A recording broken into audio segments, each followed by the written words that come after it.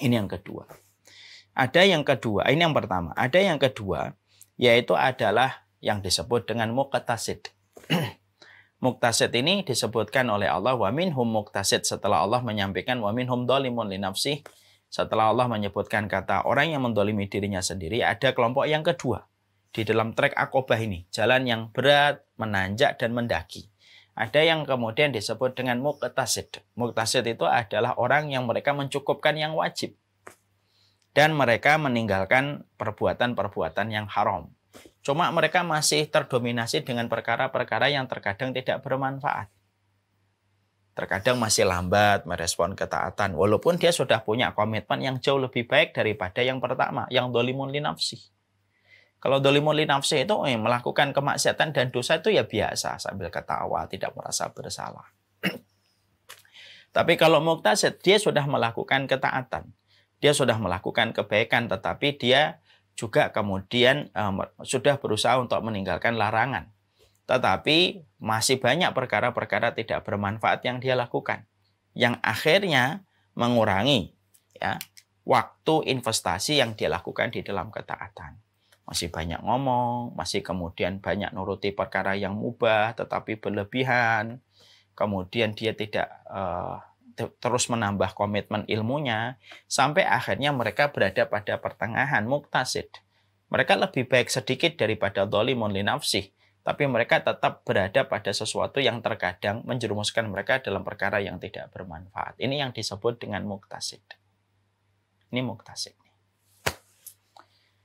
Kemudian yang paling tinggi, orang yang berjalan di atas kelompok ini, yaitu adalah sabiqum bil khairat. Nanti kita ngeraba ya masing-masing. Saya juga harus ngeraba. Saya ini di mana sih? Saya ini dhalimun li nafsi, atau muqtasid, atau sabiqum bil khairat.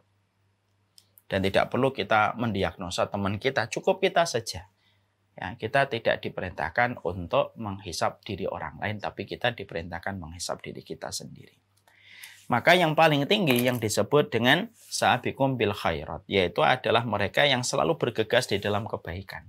Mereka tidak hanya melakukan yang wajib, mereka tidak hanya meninggalkan yang haram, tapi semua perkara-perkara mubah. Ketika berlebihan dan semua perkara yang tidak bermanfaat, mampu betul-betul mereka tinggalkan. Mereka selalu sigap ketika mereka menyambut setiap panggilan-panggilan yang menuju kepada kehidupan akhirat. Mereka bersemangat dalam setiap perkara-perkara yang menuju kepada perkara akhirat. Apapun ujian, apapun rintangan, apapun hambatan dilewati betul oleh mereka. Ketika mereka betul-betul menjadi orang yang sabiqum bil khairat. Orang kalau sudah masuk pada kategori sabiqum bil khairat, Bapak dan Ibu, maka mereka adalah orang yang fokus, mereka konsentrasi, dan mereka tidak pernah membiarkan pikiran mereka terombang-ambing dengan perkara yang mendistract mereka. Layaknya seekor singa, layaknya seekor harimau. Harimau itu kalau sudah menetapkan target, maka pandangannya seakan-akan ngelok gitu mangsanya. Lalu dia kejar itu mangsanya. Dan dia tidak pernah menoleh ke kanan dan ke kiri. Dia terus kejar sampai dapat. Ada sebuah kisah nyata yang pernah saya baca di sebuah majalah. Ada seorang dai di pedalaman. Ketika dia lagi naik sepeda untuk mengajar kepada satu kampung yang jauh, melewatin hutan. Tiba-tiba ketika dia sedang fokus untuk genjot sepedanya, tiba-tiba dia kaget. Di depan sepedanya ada kijang yang berlari cepat. Seakan-akan kijang itu berlari dari sebuah kejaran. Belum hilang rasa kagetnya, pada saat melihat kijang itu melintas dengan begitu cepat, tiba-tiba sepedanya tertabrak dengan singa, harimau. Jatuh. Harimaunya pun kemudian terhenti. Sang dai dengan sepedanya pun jatuh. Mereka berada pada TKP yang sama. Sang dai sudah gemeter ketika yang dilihat adalah singa. Tapi ternyata singa ini atau harimau ini ternyata tidak terlalu lama dia melihat kepada sang dai yang saat itu sudah gemeter kan? Karena tidak membawa persiapan untuk melindungi diri. Ternyata pandangannya langsung melihat lagi kepada kijang yang tadi dia kejar. Lalu akhirnya dia tinggalkan sang dai, kemudian dia berlari mengejar kijang yang tadi dia jadikan target.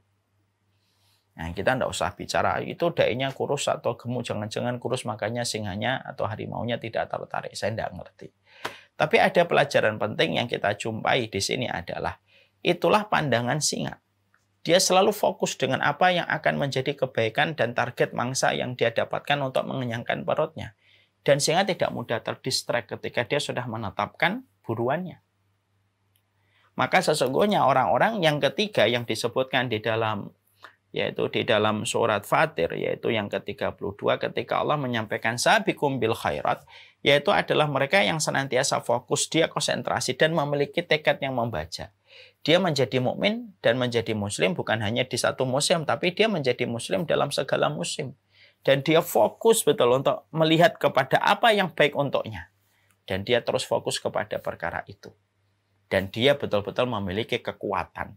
Dan kekuatan yang dia miliki itu bukan kekuatan fisik, tetapi adalah kekuatan hati. Dan itulah cirinya orang-orang yang sabiqum bil khairat. Makanya Rasulullah mengatakan mukmin yang kuat lebih dicintai oleh Allah daripada mukmin yang lemah. Itu artinya bukan pada fisik, tapi kepada kekuatan hati di dalam merespon setiap ketaatan dalam perjalanan menghambakan diri kepada Allah. Itu kekuatan hati. Makanya Bapak dan Ibu, Allah itu kalau menguatkan manusia, Allah tidak kuatkan manusia itu di dalam fisiknya saja, tapi yang paling substansional, itu yang paling substansi itu apa? Allah itu kalau mengkuatkan, maka Allah kuatkan mereka itu di dalam hatinya. Makanya kan kita lihat ada orang yang mereka makannya tergizi, gizinya baik, makanannya juga sehat, tapi sekalinya berdiri sholat, kalau lama sedikit agak kelamaan, maka dia gemeter dan tidak kuat, marah-marah setelah sholat gara-gara imamnya menurut dia kelamaan. Ada orang yang kemudian membaca Al-Quran, tapi tidak hafal Al-Quran walaupun bisa melihat. Tapi di sisi yang lainnya ada orang yang tampaknya kecil, kurus, krempeng, tapi sekalinya sholat dia tidak pernah mengeluh di dalam berdirinya.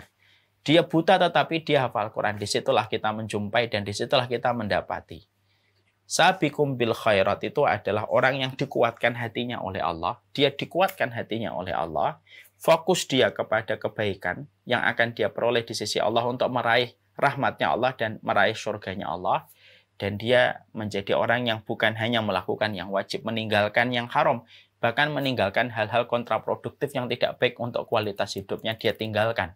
Karena dia ingin berdagang kepada Allah dan hanya ingin bertransaksi kepada Allah. Di mana transaksi kepada Allah itu tidak ada balasannya kecuali adalah surga. Karena harga barangnya Allah itu mahal dan harga barangnya Allah itu adalah surga. Makanya Nabi menyampaikan di dalam satu riwayat, ala inna sil'atallahi ghaliyah, ala inna sil'atallahi al-jannah. Barangnya Allah itu mahal dan barangnya Allah itu adalah surga.